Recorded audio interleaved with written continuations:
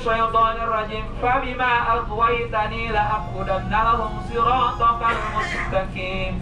Iblis itu berjanji di hadapan Allah, karena engkau sudah menghukum saya sesat, maka saya akan menyesatkan manusia dari jalan kau yang lurus tuh di hadapan Allah. Iblis berikrar untuk menyesatkan kita. Ingat, iblis itu pasti menyesatkan kita. Tsumma la'atiyannahum min baini aydihim wa min khalfihim wa an aymanihim wa an syama'ilihim wa la tajidu aktsarahum syakirin. Bagaimana caranya? Dia akan datang di muka kita, di belakang kita, samping kiri, samping kanan. Supaya apa? Supaya kita lupa diri, tidak mau bersyukur kepada Allah. Supaya hari-hari kita mubadzir, tidak diberikan taat kepada Allah. Supaya perjalanan haji kita gagal, tidak menjadi haji yang mabrur. Maka iblis terus berjuang, berusaha menggagalkan haji kita. Na'udzubillah. Tepat tengah malam di saat gelap gulita, agar tidak terpantau oleh musuh, untuk keamanan kita akan melintasi sungai yang begitu dalam dan arusnya lumayan kuat. Saya pesankan kepada semua pasukan, tolong ketika melintasi sungai, begitu kakinya menginjak sesuatu, ambil, masukkan dalam ransel yang kau miliki atau tas-tas yang kalian bawa. Instruksinya singkat, padat, bisa dipahami. Paham semua? Paham Panglima? Siap. Betul tengah malam, ada sungai dan semua pasukan masuk. Nah, menyikapi instruksi Panglima yang singkat tadi, ini pasukannya Iskandar Zulkarnain terpecah jadi 3. Ada kelompok pertama.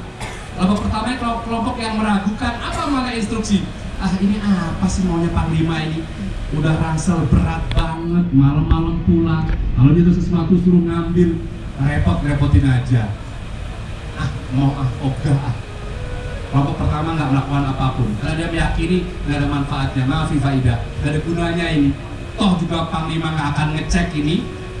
Ada kelompok kedua yang sekedar memenuhi perintah Panglima. Sesekali dia ambil, terutama kalau enteng-enteng ambil dikit, kalau berat dikit enggak. Sesekali kalau ada agak sentuh ambil, kan gelap, nggak tahu isinya apa, ambil.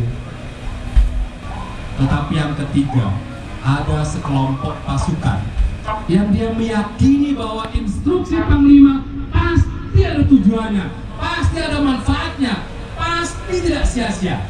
Maka setiap apapun yang tersentuh dia masukkan. Berat memang, payah memang, letih memang, terbebani, dia terseok-seok, tertatih karena berat sekali itu ranselnya. Setiap apa yang diterima diletakkan, dia ambil letakkan, berat. Udah ranselnya berat, itu arusnya deras, sungainya dalam, terus dia lawan itu. Karena dia yakin bahwa apapun yang diinstruksikan Panglima pasti ada manfaatnya. Bapak dan Ibu yang saya hormati, para haji yang saya muliakan, tibalah di ujung sungai. Mereka semua harus naik ke daratan, dan menjelang matahari terbit semua diberitakan, wahai pasukanku, tolong cek dan buka ransel kalian masing-masing. Silakan dibuka. Subhanallah, Bapak tahu apa isinya? Emas, permata, berlian, barang-barang berharga.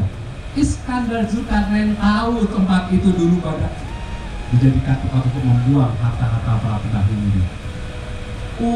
Bapak bisa bayangkan kira-kira apa yang terjadi. Bagaimana kira-kira perasaan kelompok pertama tadi, Pak? Kira-kira apa? Berapa kira-kira? Penyesalan yang dia dapat, dan penyesalan selalu di akhir. Karena kalau di awal pendaftaran. Kelompok yang kedua bersyukur, tapi juga ada penyesalan. Kenapa kok nggak? Nanti Ustadz Ali spesialis bahas ini. Kenapa kok nggak lebih banyak lagi? Penyesalan, kenapa kok cuma sedikit ya Allah? Dan yang ketiga, alhamdulillah ya Allah, aku manfaatkan itu. Bapak Ibu, intan, berlian, emas, permata di Mina ini banyak sekali. Ada yang di sini 3 hari Quran khatam. Ya, Bapak sudah berapa juz? Ada yang dalam setengah hari dapat sekian juz. Tapi ada kelompok ibu-ibu sekian jam dapat sekian orang gitu diomongin. ada di pojok sana dapat sekian batang, seterusnya.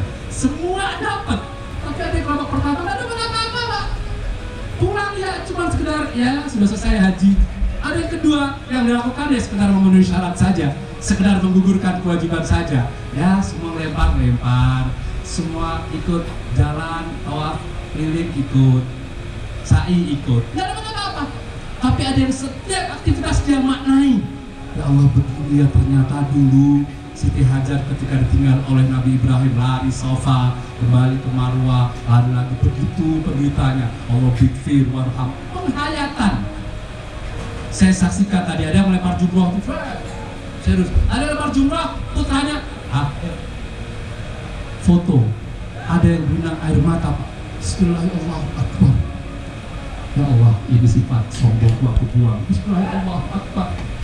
Yang muncul di dalam rangkaian doa-doa kita, Bapak Ibu, ketika misalnya kita meminta huda, petunjuk dari Allah, ihdinas siratal mustaqim, kita minta petunjuk kepada Allah agar jalan kita senantiasa lurus sejalan dengan nilai-nilai syariat. Apa petunjuk itu, Bapak Ibu? Itu adalah barokah esensinya. Ketika ia banyak, maka akan melipat gandakan kebaikan-kebaikan yang ada di dalamnya. Dan sebaik-baik buah dari barokah adalah ketika kita menggunakannya di dalam meningkatkan nilai-nilai ketaatan dan kepatuhan kita kepada Allah Subhanahu wa Ta'ala. Bapak Ibu, Masyairul Haram dari Arafah, Musdalifah, Mina. Kalau tanggal 9 kemarin, sebagaimana yang seringkali disampaikan oleh para kiai kita, berkahnya pada Arafah tanggal 9 dan 9 malam bergeser barokah itu kemudian ke daerah Lembah Musdalifah. Dan pada hari ini di tanggal 10, 11, 12, dan 13 barokah itu ada di tempat ini, Bapak Ibu. Ini mudah-mudahan jadi ilmu, pulang dari sini, pulang dari haji juga mudah-mudahan tidak lupa-lupa. Insya Allah. Ya, yang dengerinnya serius insya Allah. Tapi kalau ya jiping ditambah jider, ngajinya udah nguping, tambah nyambil nyender, ditambah jituk lagi sambil ngantuk, apalagi jilar, ngaji sambil ngiler ya repot, ilmunya susah ya untuk ditangkap. Maka coba perhatikan, ini penting dan ilmu yang sangat bermanfaat. Jadi minimal 3 hal lah yang harus kita camkan. Padilah orang yang bertakwa kepada Allah. Ingin tahu? Yang pertama apa? Yang pertama adalah orang yang bertakwa kepada Allah, hidupnya oleh Allah akan dimuliakan, hidupnya akan bermakna. Mungkin di antara Bapak Ibu ada yang bertanya dalam hatinya, ada dalilnya nggak Ustaz, Pak Kiai, bahwa orang yang bertakwa hidupnya akan dimuliakan oleh Allah, orang mulia di hadapan Allah. Firman Allah surah Al-Ahzab ayat 21 telah berfirman, laqad kana lakum fi rasulillahi uswatun hasanah. Telah ada bagi kalian pada diri Rasulullah sebagai tauladan yang baik.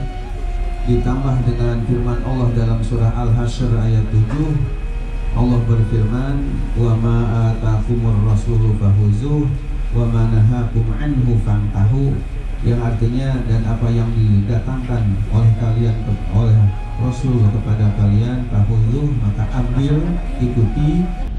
Balasan orang-orang yang mendapatkan haji yang mabrur adalah surganya Allah Subhanahu wa Ta'ala. Insyaallah, hadirin para jamaah rahimakumullah, kalau Arafah sudah mengingatkan kita, sudah menyadarkan kita bahwa kita bertuhankan kepada Allah. Tuhan kita adalah Allah, dan kita, saya yakin semua kita sudah kenal kepada Allah. Siapa di antara kita yang belum kenal? Mari kita kenali Allah Tuhan kita.